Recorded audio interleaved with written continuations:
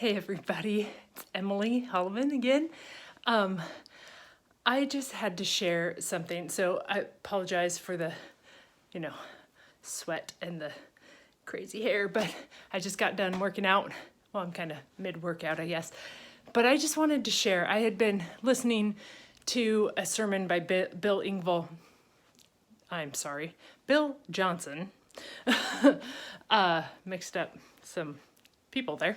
Bill Johnson, on joy and how, like, God's joy isn't something that we just feel. It's our birthright when we're born again. We get his joy, and it has nothing to do with our circumstances. Like when he's talking, he made the connection. Jesus endured the worst possible thing that a human being could inflict on another human being, the cross and everything that led up to it. And he considered it all joy because of the hope that was before him. And that was us being restored to the Father, which is amazing, right? But that joy and hope, we, especially in America, we equate joy and hope so much to what we're feeling in the moment, or like the hope of, oh, please, oh, I want this to work out, versus the joyful expectation that it is going to work out. Not necessarily how we want it to, but God's going to get his way, right? And I want to be a part of that. And I have to confess that I had a very bad attitude the past few days. I was feeling very overwhelmed. The kids weren't cooperating how I was wanting them to. And I was getting very short with them and was just like, God, I need a break. And I went to a new church this week just because I wanted to go with some friends of mine whose baby had heart surgery and was just released to be in crowds. So they were going back to church. Praise God, Judah's doing well.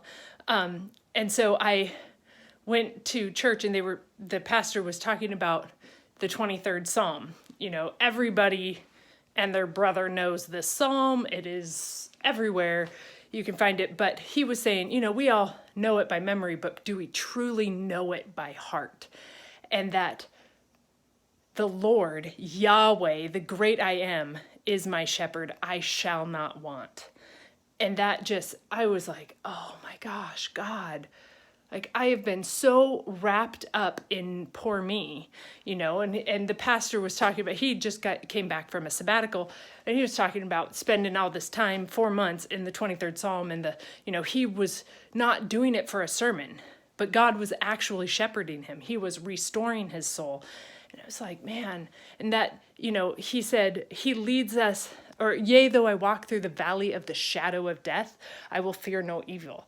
And it's like, in that shadow of death, we can choose joy because of who God is, because of the hope set before him, and the hope that Christ in us is the hope of glory. Like that, oh my gosh, you guys.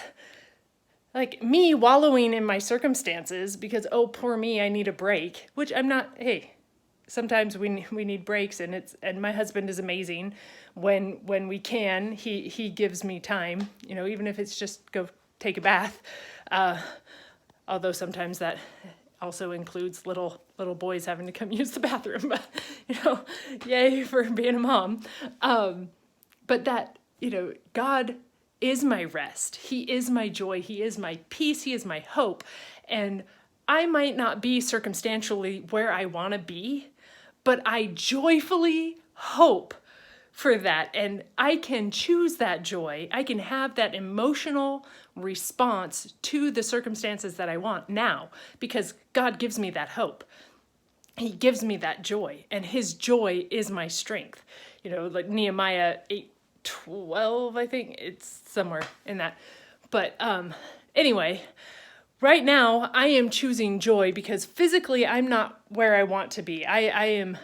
I'm turning 40 this year, and I have it in, fit by 40 is my goal. I have till November 8th, and I've been working towards that goal. If you haven't checked out Movement Parallels Life, you should do it because it's fantastic. That's what I've been doing, and also doing some band workout with my husband, because I want to be fit for whatever God calls me to do, and because I had babies later on in life, and I want to play with my grandkids. I have that hope that I am pushing towards.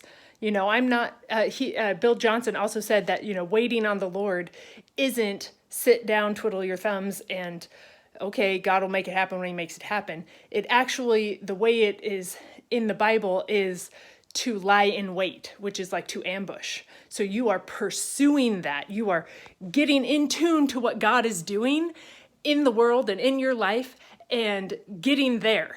You are positioning yourself to attack it.